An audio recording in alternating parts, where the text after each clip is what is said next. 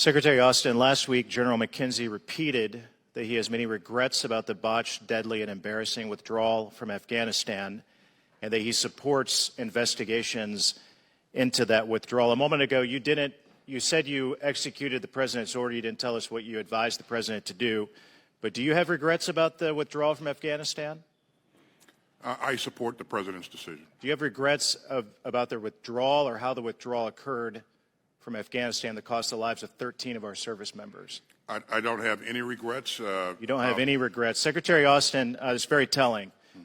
Secretary Austin, has there ever been any accountability for anyone within the Department of Defense for the deadly, botched, and embarrassing withdrawal from Afghanistan? Any accountability? Hey, listen, our troops evacuated 124,000 people off of that airfield. Has anyone been held accountable? If a Navy captain grounded a ship, what happens immediately? Typically, that captain is removed. That captain is removed. Has anyone been held accountable for what happened in Afghanistan? To my knowledge, no. You don't regret it? No one's ever been held accountable? Mr. Chairman, this is why this Republican majority must provide the accountability that this administration wants to sweep under the rug with what happened in Afghanistan.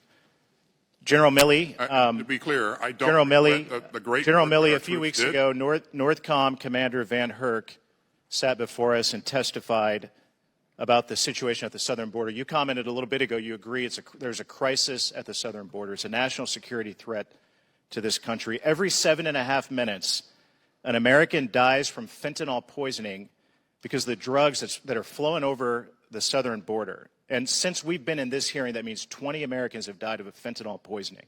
99% of it comes over the southern border. General Van Herk told us that President Biden has never requested a single hearing from him, the Northcom commander, about the southern border. Has the president ever asked you for a briefing about the southern border and the national security threats? I have been in several meetings and briefings, principals committees and other forums, specifically about the southern border. And there's no question. With the president? A couple of them were with Vice President and some discussions with the president. That's correct. Now, if I could, look at the southern border situation is a very serious situation, and you know it as well as I do, and that there's some, I think it's in the range, the reports I get is about 5,000 a day. You're talking about 35,000 people a week. That's an Army Corps that come across that border. And then with the fentanyl issue that you're talking about, look at, I don't know what the exact numbers are, but the ranges that have been reported to me is something where between 70 and 100,000. That's an enormous amount of casualties and people dying, young kids that are dying in our communities. So there is a crisis at that border. Now, the question is, what do you do about it? And we have to work much closer, I think anyway, with Mexico.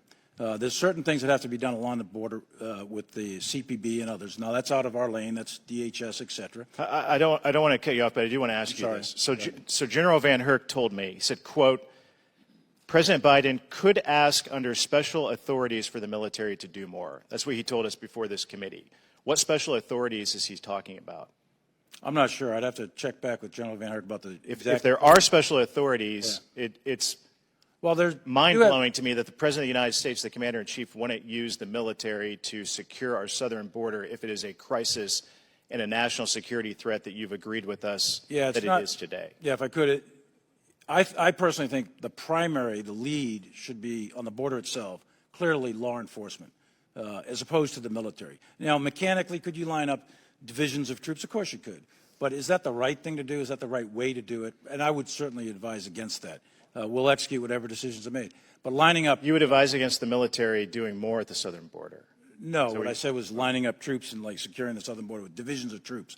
Now, we are supporting the southern border with several thousand troops and logistic support. And I think the lead agency along the border itself should be the police. Now, this. Sir, I don't want to cut you off. I got to move on. Okay, but if General Van Herk said there are special authorities the president's not using to secure the border, I'll find out. We should be digging into that. I'll find out everything that we can. I'll Secretary Austin, yep. Last year in your budget request, you asked for $114.7 million for diversity and inclusion activities.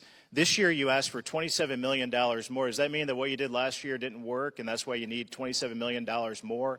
And how much is it going to take if you're already failing at your objectives with DEI? How much more are you going to need to succeed at it? I just highlight, sir, that, as you know, we are directed by Congress as a result of the 2020. Gentleman's NDAA, time's expired. to have it I be want to appropriate. inform the witnesses and the members that to make sure everybody knows I'm being fair, I have been allowing members of the panel to finish their answers at the 5-minute point.